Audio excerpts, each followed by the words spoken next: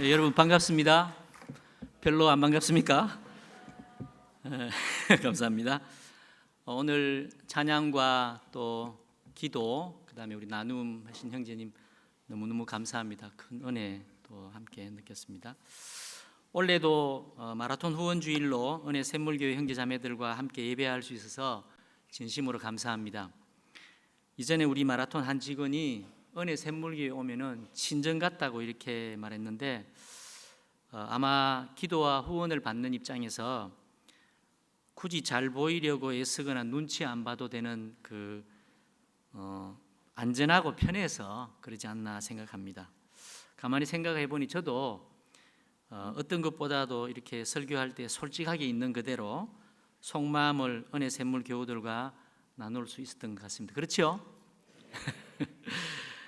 장애인들을 돕는 마라톤 사역에 항상 기댈 만한 언덕처럼 든든하고 고마운 은혜 샘물 공동체에 하나님께서 큰 은혜 내려주시기를 기원합니다.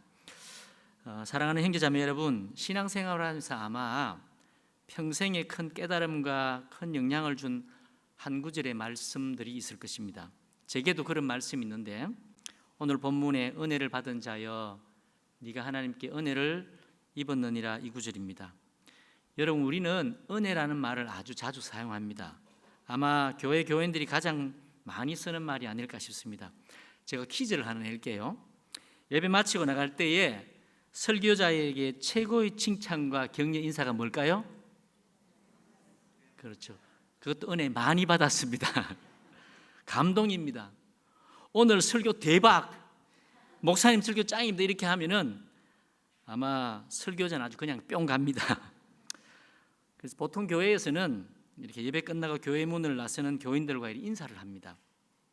그때 설교한 목사는 자기 설교를 들은 교인들 반응이 굉장히 궁금합니다. 그래서 그 입을 뚫어지게 쳐다봅니다. 저 입에서 무슨 말이 나올까? 무슨 말을 기다릴까요? 은혜 받았다는 말을 간절히 기다립니다. 다른 목사님들은 안 그렇고 제가 그랬다는 겁니다. 오늘 혹시 저를 보시면 참고해 주세요. 몇 년 전에 제가 어떤 목사님을 만났는데, 자기는 교인들이 은혜 받았다는 말을 절대로 안 믿는다고 했습니다. 그 이유인즉 교인들이 감동과 감명을 은혜와 착각한다는 겁니다. 설교는 감동, 감명이 아니라 은혜로 받아야 된다는 것이죠. 아니, 자기 설교 듣고 감동, 감명 받는 것이 어딘데 참 어지간히 까탈스럽다 싶었습니다. 근데 가만히 생각해 보니 일리가 있고 옳다는 생각이 들었습니다. 좋은 영화나 연극, 뮤지컬, 훌륭한 문학 작품이나 멋진 스포츠 경기를 보고 우리는 소름이 돋는 감동을 받지만 그걸 두고 은혜 받았다고 하지 않잖아요. 즉, 은혜란 우리 마음에 느껴지는 일순간의 울림이나 황홀감, 감정의 변화 같은 그런 차원이나 그런 수준과는 본질적으로 다른 그 무엇이 있다는 거죠. 오늘 그 은혜에 대해서 함께 생각해 보겠습니다.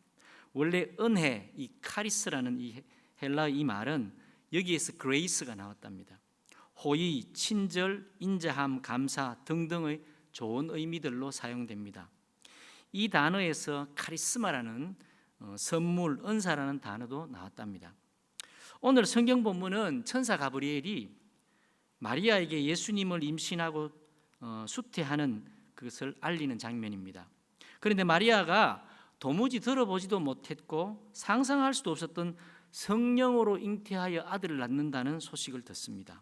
그 태어날 아기는 하나님의 아들이고 다윗의 왕위를 가진 영원한 나라의 왕이라 했습니다.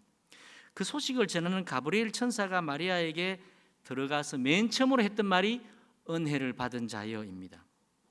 여러분, 2000년 전에 날카로운 칼같이 율법이 스슬퍼른 그 유대 사회에서 결혼도 하지 않은 어린 여성이 정혼한 남자가 있는데 그 남자가 아닌 다른 임신으로 아기를 낳는데 이게 과연 은혜일까요? 은혜가 아니라 도리어 불안과 큰 위험을 초래하는 불행의 소식 아닐까요? 그래서 가브리엘 천사도 마리아가 처한 현실을 감안했는지 평안할지어다, 주께서 너와 함께 하신다, 무서워 말라, 네가 하나님께 은혜를 입었다고 이렇게 말합니다. 사랑하는 형제 자매 여러분, 은혜를 받는다고 하면서 무서워하지 말라는 말에 우리가 좀 주목해야 될 것 같아요. 은혜는 한편으로 무서운 겁니다, 여러분. 은혜는 한편으로 불행과 저주 같기도 합니다. 은혜는 지독한 외로움과 절망을 겪는 것이기도 합니다. 마리아가 받은 은혜가 그렇지 않았습니까? 여러분, 만약에 마리아 부모가 마리아와 같은 마음이 아니었다면, 그리고 그 누구보다 정혼한 남편 요셉이 마리아의 말을 믿지 못하고 그 상황을 이해하려 들지 않았다면 마리아는 어찌 했겠습니까? 실제로 마리아와 정혼한 요셉은 마리아의 임신 사실을 알고는 충격을 받아서 조용히 관계를 정리하려고 했습니다. 아마 가브리엘 천사가 마리아에게와 같이 요셉에게 성령으로 잉태한 것을 미리 말하지 않았던 것 같아요. 그래서 요셉은 마리아의 임신 사실을 알았을 때에 아마 마리아가 부정한 관계로 임신한 것으로 생각했음이 틀림없을 것입니다. 그래서 이 일을 드러내지 않고 가만히 끊고자 했던 것입니다. 결혼을 앞둔 약혼녀의 부정한 임신에 대해 얼마나 괴롭고 얼마나 분하고 얼마나 절명하며 힘들었을까요? 요셉은 홀로 아주 지독한 번민의 날들을 보냈을 것입니다. 그러다가 겨우 마음을 추스러서 요셉이 할 수 있었던 최선의 선택을 결심합니다. 그 모든 일을 드러내지 않고 마리아와 관계를 조용히 끊는 것이었습니다. 끝까지 마리아를 배려하고 아끼는 그 마음을 가진 사람이 요셉이었습니다. 성경은 그런 요셉을 의로운 사람이라 부릅니다. 정말 대단한 사람입니다. 사실 여러분, 우리가 살면서 남 모르는 억울하고 분하고 절망을 겪을 때가 많은데, 오늘 요셉에 대해 성경이 의로운 사람이라고 일컫는 것을 보면서 우리는 우리의 모든 것을 다 알고 계시는 하나님을 떠오르게 합니다. 세상 사람들은 다 몰라도 하나님 한 분만 나를 알아주시고 의롭다 하시면 된 것 아닙니까? 은밀한 중에 계시고 은밀한 중에 보시는 분이 우리 하나님 아버지라고 예수님께서 말씀하셨습니다. 하지만 우리가 한 가지 기억해야 할 것은 요셉이 하나님께로부터 의로운 사람이라 칭함을 받았지만 요셉을 압도하고 질식시키고도 남을 만큼의 고통과 절망과 분노와 슬픔의 그 무거운 멍에는 누가 대신 짊어져 주거나 피할 수 있는 것이 아니었습니다. 안타깝지만 요셉은 그 무거운 멍에를 짊어지고 고통의 시간을 홀로 견뎌야 했습니다.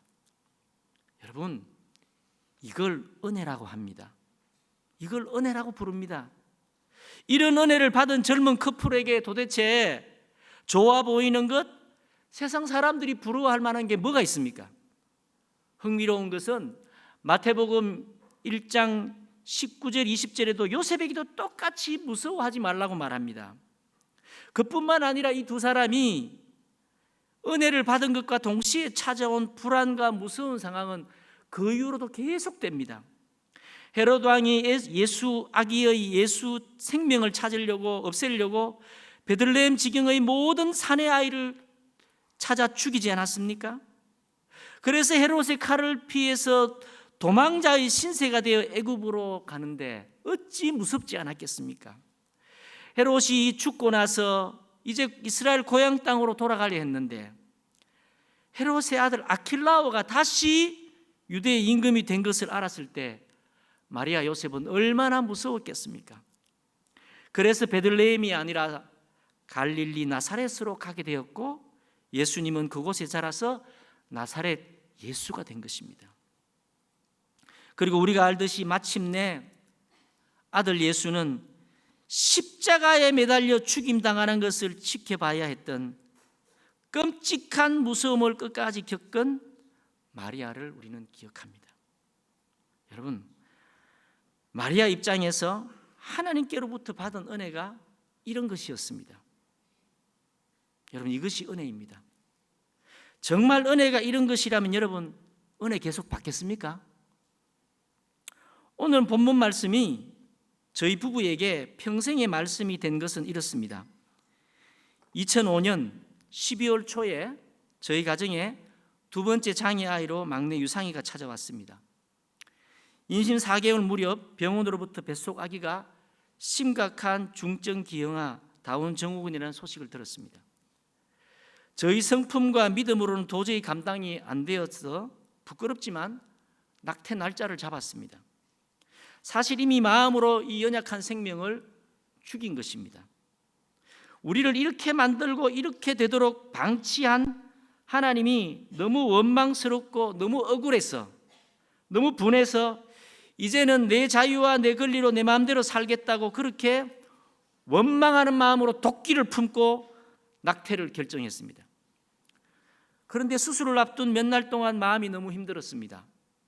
하나님과 상관없는 이제 자유인으로 살겠다고 호기롭게 선언했는데, 그렇게 해서 얻은 결과는 더 어둡고 더 차가운 곳에 홀로 버려진 것 같은 외로움을 느꼈습니다.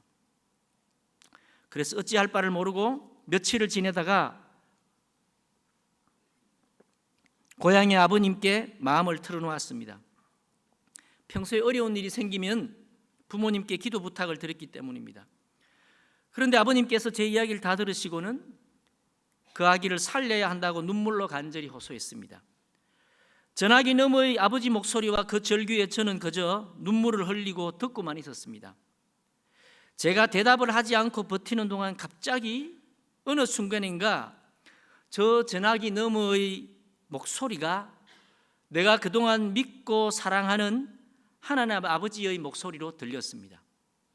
그래서 나도 모르게 그만 예 아버지 알겠습니다라고 대답하고 말았습니다. 정신을 제대로 차린 현실이라면 절대로 그렇게 대답하지 않았을 텐데, 죽기보다 싫었는데 장애아이에 이어서 또다시 장애아이를 낳겠다는 말도 안 되는 대답을 하고 만 것입니다. 그러니까 저나 제 집사람의 선한 의지나 믿음의 결단이 아니라 전적으로 성령께서 저희를 감동하셔서 그렇게 하셨음을 고백할 수밖에 없습니다. 그렇게 마음을 바꾸어 아기를 낳기로 했을 무렵이 12월 초였고 곧 성탄절을 앞두고 있었는데, 당시 분당 샘물교회 큐티책 본문이 바로 오늘 말씀이었습니다. 그 당시 성신빌딩 4층 수요 예배 후에 샘트장님들과 지금의 초원 모임을 할 때 이 말씀을 함께 묵상하게 되었습니다. 그때 제게 이런 깨달음이 생겼습니다. 우리 부부에게 두 번째 장애아이를 갖게 되는 이 기막힌 현실이 인간적으로 불행과 불운과 저주와 절망의 소식인데, 마리아에게 가브리엘 천사가 했던 것처럼 하나님의 특별한 호의와 선택, 즉 곧 내가 하나님께 은혜를 받은 것이로구나, 이렇게 깨달았습니다. 은혜를 받은 헌주야 평안할지어다. 주께서 너와 함께 하시도다. 무서워하지 말라. 네가 하나님께 은혜를 입었느니라. 글쎄 이 말씀이 이렇게 들리고 이렇게 믿어진 것입니다. 그렇게 들리고 그렇게 믿게 된 것이 은혜입니다. 아마 마리아도 성령님으로 말미암아 그렇게 된 것이라고 저는 생각합니다. 그래서 당시 샘터장님들, 돌아가신 유원목 장로님, 윤 목사님의 장모님 되시는 민인옥 권사님, 돌아가신 조이숙 집사님, 부숙진 권사님, 이렇게 함께 모여서 하나님 말씀을 묵상하는 자리에서 마리아가 고백한 것처럼 아멘, 말씀대로 내게 이루어지이다라고 저도 마리아처럼 고백을 했던 것입니다. 그러니 제가 이 본문 말씀을 어떻게 읽겠습니까? 저와 우리 가족 모두의 인생 말씀입니다. 우리 막내가 죽다가 살아난 생명의 말씀입니다. 2005년 12월 15일 예정된 낙태 날짜였는데 언젠가 우리 큰애와 이야기하다가 그날이 유상이 제삿날이었네 이렇게 말했습니다. 실은 제 아버님과 전화 통화를 하고 아이를 낳기로 한 그날 저녁에 우리 부부는 두 아이를 불러 모았습니다. 당시 초등학교 5학년, 6학년이던 두 딸아이에게 그동안에 있었던 일들을 자초지종 들려주었습니다. 엄마 아빠 얘기를 다 듣고 나서 뇌성마비 장애를 가진 우리 둘째 유빈이는 엎드려서 엉엉 울며 이렇게 말했습니다. 나도 이렇게 장애가 있는데 하나님께서 또 장애가 있는 동생을 주시면 어떻게 하냐고 엄마 아빠가 너무 불쌍하다고 통곡하며 엎드려 울었습니다.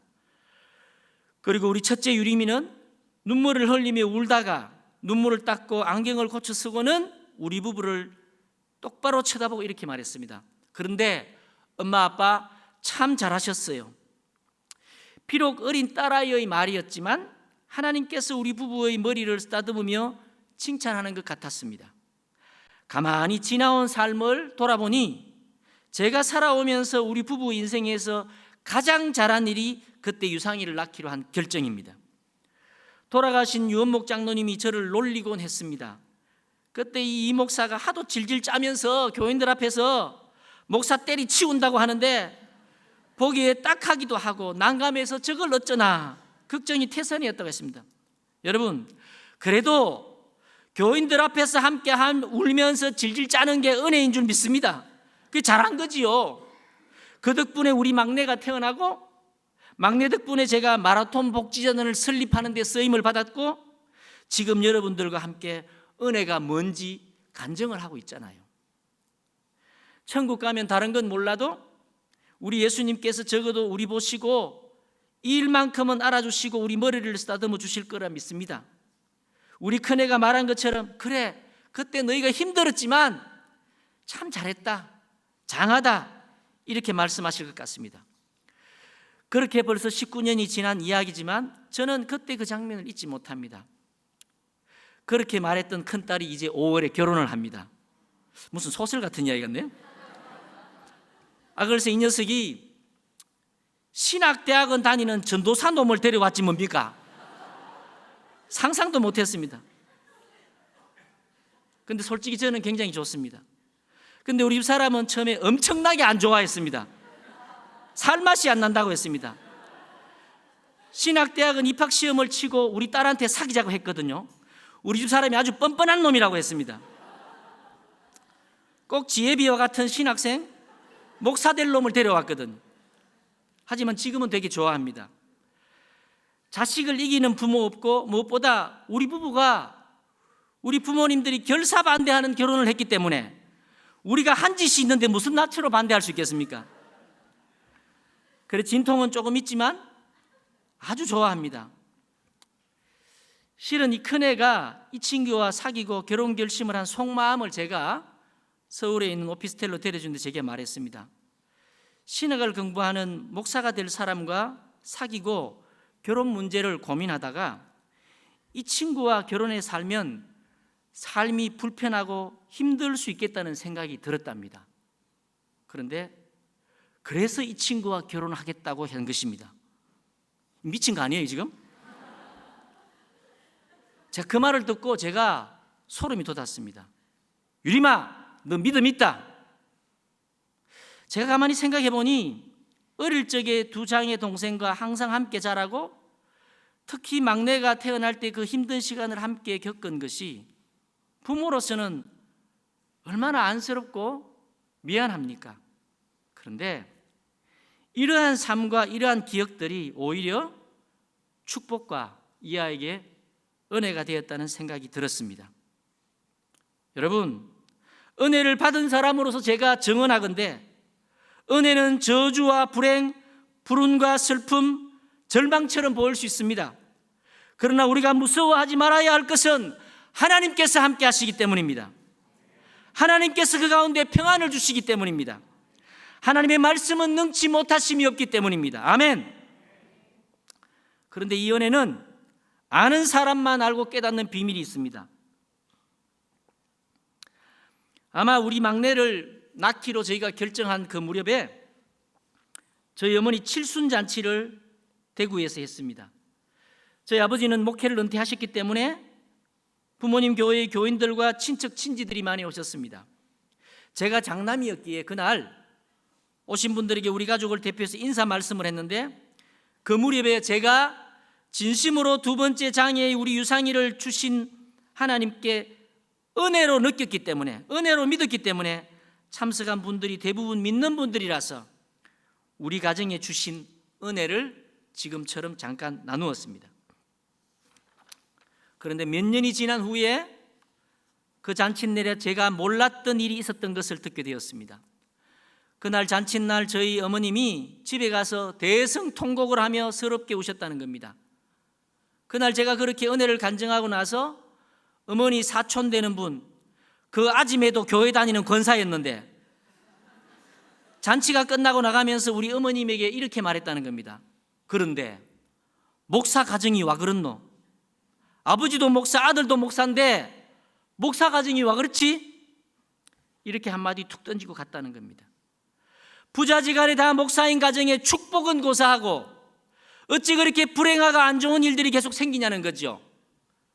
그 말을 듣고 저희 어머니는 당황해서 당시 면전에는 아무런 대꾸도 못했는데 집에 와서는 그 말 때문에 서럽고 억울해서 통곡하셨다는 겁니다. 안 그래도 아들이 목사가 되어서 좀 번듯한 교회에 담임 목사가 되었으면 주변에 자랑이라도 할 텐데 장애아이를 키우며 장애인 목회를 한다고 힘겹게 살아가는 것도 보기 안쓰러운데 또 장애아이를 낳고 키운다니 얼마나 속상했겠습니까? 그 속상함과 억울함과 슬픔이 통곡으로 터져나온 거지요. 그래서 제가 속상할까 봐 말도 못하고 있었는데 누나로부터 무심결에 그 이야기를 들은 것입니다. 그때 어머님께서 지도 믿는 사람인데 지도 권사인데 어떻게 그렇게 말할 수 있냐고 통곡하셨다는 겁니다. 맞습니다. 교회에 오래 다녔다고 교회 권사라고 은혜를 아는 것 아닙니다. 가족이라고 은혜를 아는 것 아닙니다. 목사고 장로라고 해서 은혜를 아는 것이 아닙니다. 은혜를 받을 만한 자에게 하나님께서 은혜를 주십니다. 그래서 그것이 은혜입니다. 그것이 마리아가 받은 은혜이고 저와 여러분이 은혜인 줄 믿습니다. 사랑하는 은혜 샘물 형제자매 여러분, 그런데 우리는 왜 이 은혜를 받아야 됩니까? 하나님께서 우리에게 은혜를 주신 이유와 목적이 뭡니까? 하나님께서는 어떤 사람에게 은혜를 주십니까? 은혜를 받은 우리는 어떻게 살아야 됩니까?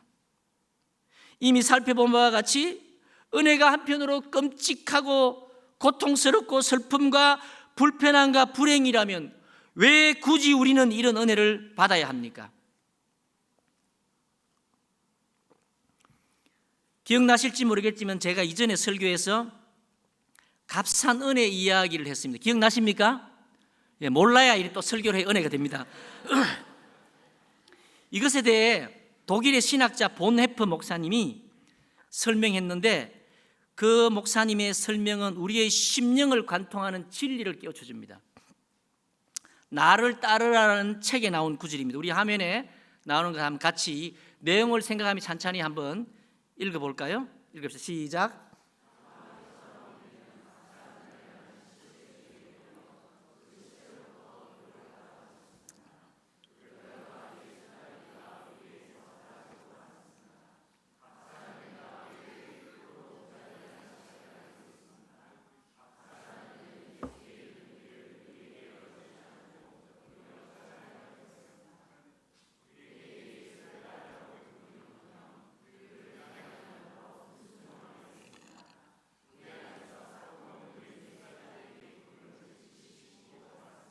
무슨 말을 하는지 알겠습니까? 값싼 은혜란 예수 따르기가 없는 은혜입니다.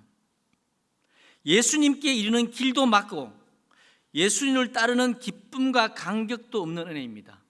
즉 예수를 따르는 것이 은혜의 본질이라는 것입니다. 그렇다면 예수 따르기, 예수를 따르는 것이 무엇입니까? 마태복음 16장 24절, 마가복음 8장 34절, 누가복음 9장 23절에 예수를 따르는 게 뭔지 말씀하시는데 우리 한번 구절을 한번 같이 읽어봅시다. 시작.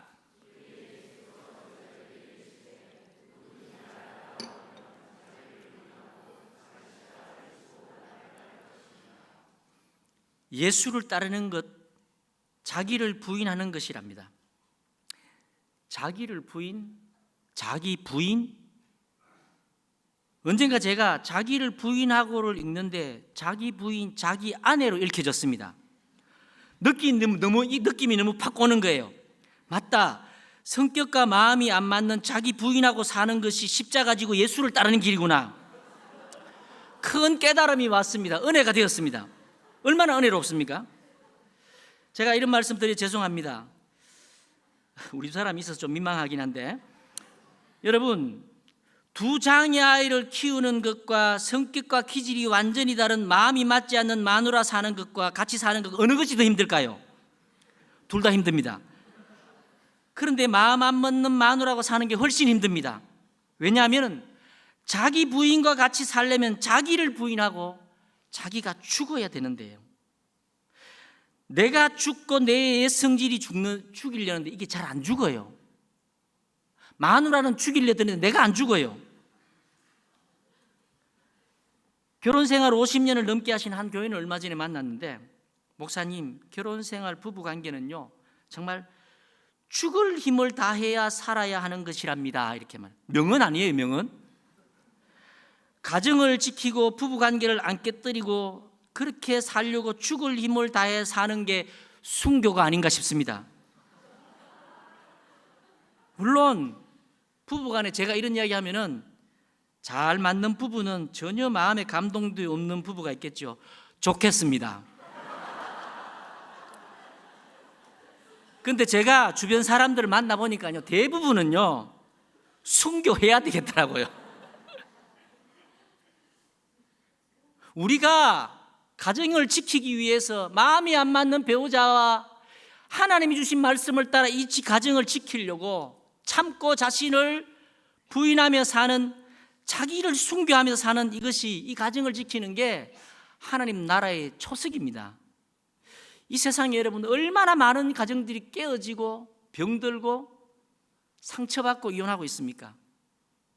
여러분, 저와 여러분이 배우자를 통해 은혜를 제대로 받은 것을 감사합시다. 아멘. 실은 여러분, 정말 예수님을 따르려고 하면요, 정말 예수님을 따르려면요, 아픔과 슬픔과 외로움과 억울함을 피할 길이 없습니다. 가정이든지 직장이든지 세상이든지 사람 관계든지 마찬가지입니다. 정말 예수님을 따르는 길은요, 십자가의 길이고 고난의 삶입니다. 이 길 말고 다른 길이 있을까요? 없습니다. 결코 없습니다. 여러분, 변성작용이라는 말을 아세요? 지각 변동에 의해서 엄청난 열과 엄청난 압력 때문에 본래의 돌과 암석이 가지고 있던 그 성질이 변해서 완전히 다른 돌과 완전히 다른 암석으로 변화된 것을 변성함이라 하고, 그것을 변성작용이라 한답니다. 천지의 대주제이신 하나님을 만난 사람, 예수님을 진짜 제대로 만난 사람, 참된 그리스도인에게는 반드시 변성작용이 있습니다.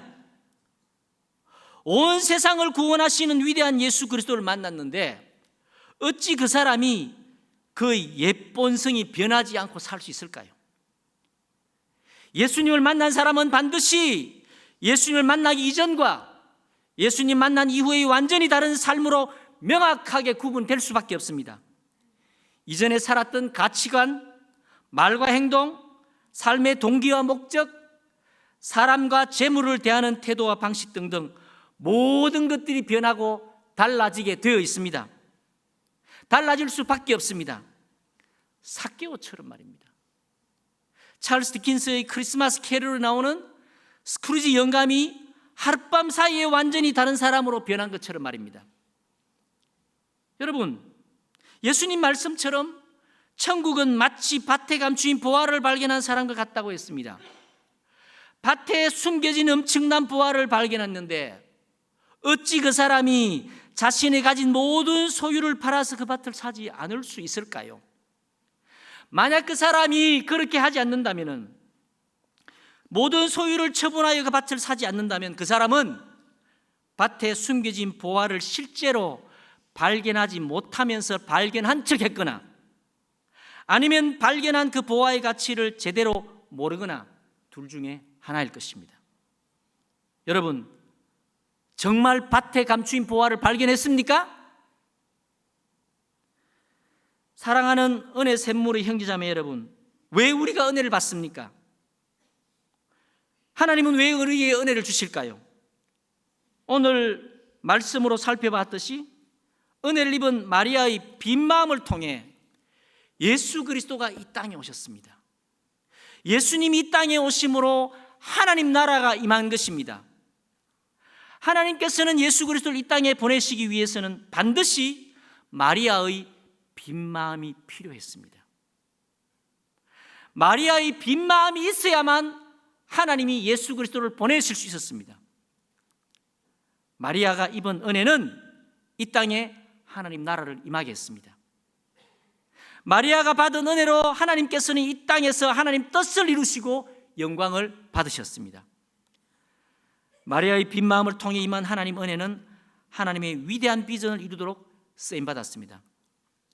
하나님은 지금도 하나님 나라를 위해서 사람들의 빈 마음, 은혜가 임할 빈 마음을 찾고 계십니다.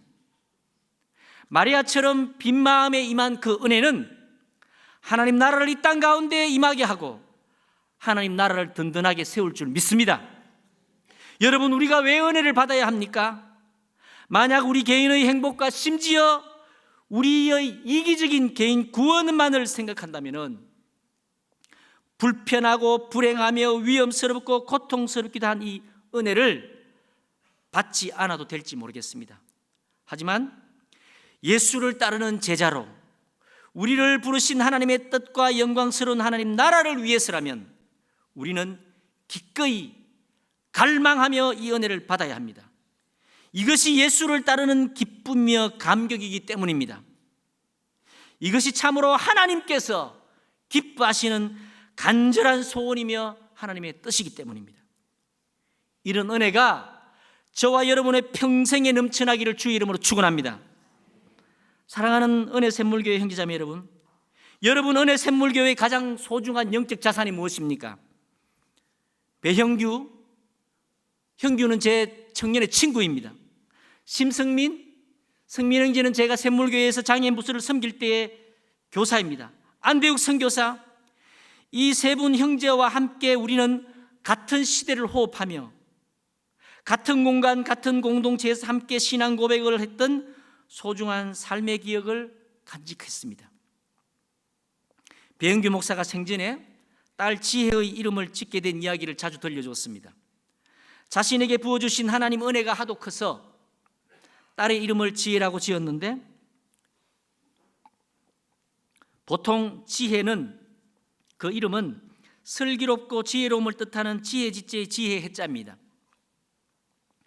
하나님의 은혜를 기억하고 살라고 은혜 해자에다가 알지자로 이름을 지었다고 했습니다.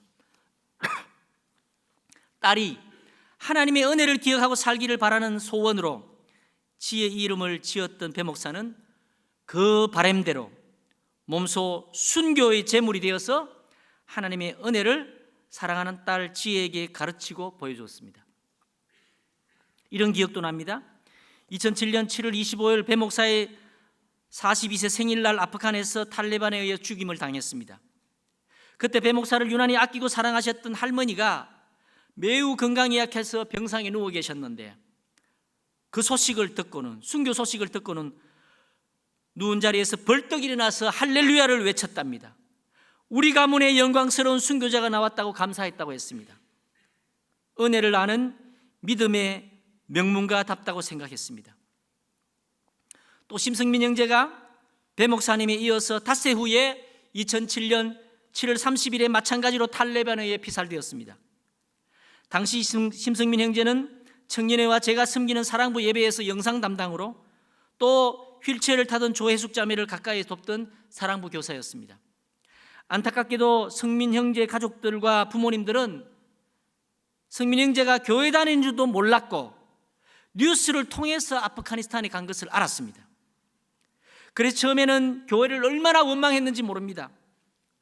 그래서 피랍자 가족들이 40여일 동안 샘물교회에 모여서 함께 울고 아파했지만 성민 형제 가족은 일전을 저희와 함께 하지 않았습니다. 그런데 성민 형제가 그만 순교를 당한 것입니다. 7월 30일 늦은 밤 한밤중에 언론의 피살 소식에 성민 씨 부모님과 가족들이 샘물교회로 달려오셨습니다. 그때 제가 피랍자 가족들과 늘 함께하는 담당이었는데, 피랍 가족들이 모여있는 공간이 아닌 그 건너편 맞은편에 있는 당시 샘물교회 사랑부 예배실로 급히 그 가족들을 모셨습니다. 그리고 그곳에서는 휠체어를 밀고 있는 성민 씨의 벽에 걸린 사진을 볼 수 있었습니다. 성민 씨 아버지는 안타깝게도 장례 기간 내내 또 그 이후에도 아들의 신앙과 그 삶을 이해하지 못했고 헛된 죽음을 당했다고 교회를 원망하고 아들을 원망했습니다.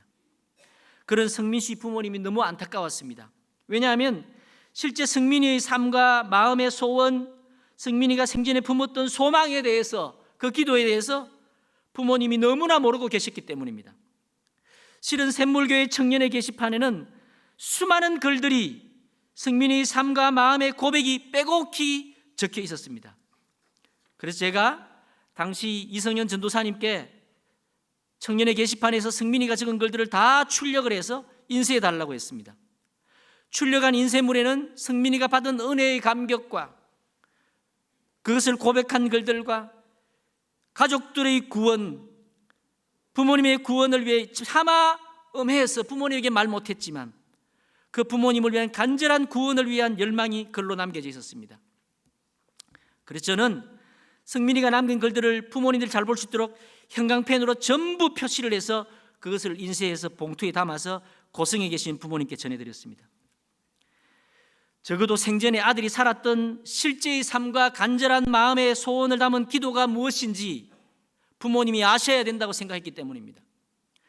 그 이후에 성민 형제 아버님은 그 글을 전해준 저를 그렇게 원망했다고 합니다. 그런 아들의 모습과 마음과 모습을 인정하고 싶지 않았던 것이죠. 그렇게 아프간 피랍 사건 후 몇 년이 지났을 때에 성민 씨 어머님이 집에서 꽤 먼 거리 이웃 동네 교회에 매일 새벽 기도를 나간다는 소식을 들었습니다. 성민 형제는 아프간 단기봉사를 다녀온 이후에 신학대학원을 진학해서 고향에서 교회를 섬기겠다고 했답니다. 설교를 준비하면서 성민 씨 부모님이 생각나서 모처럼 이번 주 중에 통화를 했습니다. 어머님은 집 앞 200m 거리에 있는 교회를 새벽마다 나가서 새벽 기도를 드림으로 하루를 시작한답니다.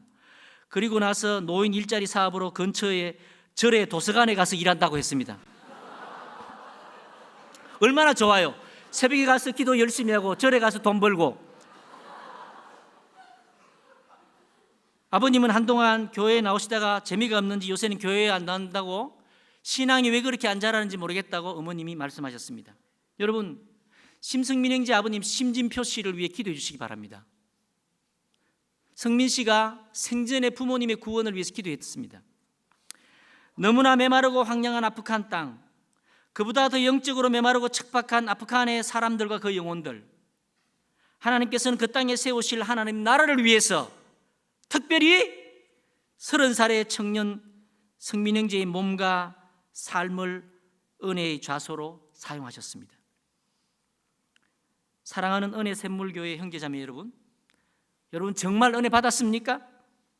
인간적으로 세상적으로는 피하고 싶기까지 한 이 은혜이지만 이 은혜가 그렇게도 좋고 우리가 갈망해야 될 이유는 이것이 예수님을 닮아가는 것이며 이것이 우리의 개인의 행복과 우리의 소원보다, 내가 구원받는 것보다도 더 내가 사랑하는 하나님 아버지의 소원이 이루어지는 것이기 때문에 우리는 그것을 갈망해야 될 줄 믿습니다. 하나님의 나라가 은혜를 통해 임하기 때문입니다. 우리가 이 땅에서 겪는 고생과 수고가 있어야 천국에서 우리 주님을 만날 때에 할 말이 있지 않겠습니까? 마리아와 요셉같이 은혜를 받았으면 홀로 있더라도 잘 견뎌야 합니다. 저도 우리 막내 유상이를 통해서 은혜를 받았다고 이렇게 간증하지만 지금 사는 게 어떠냐고요? 느들느들합니다. 은혜 충만하고 좋을까요? 어떨 때는 고집세고 너무 말을 안 들어서 때리 죽이고 싶을 마음이 사실 많이 듭니다. 학교 가는 것을 너무너무 싫어하는데 아침에 7시부터 2시간을 깨웁니다.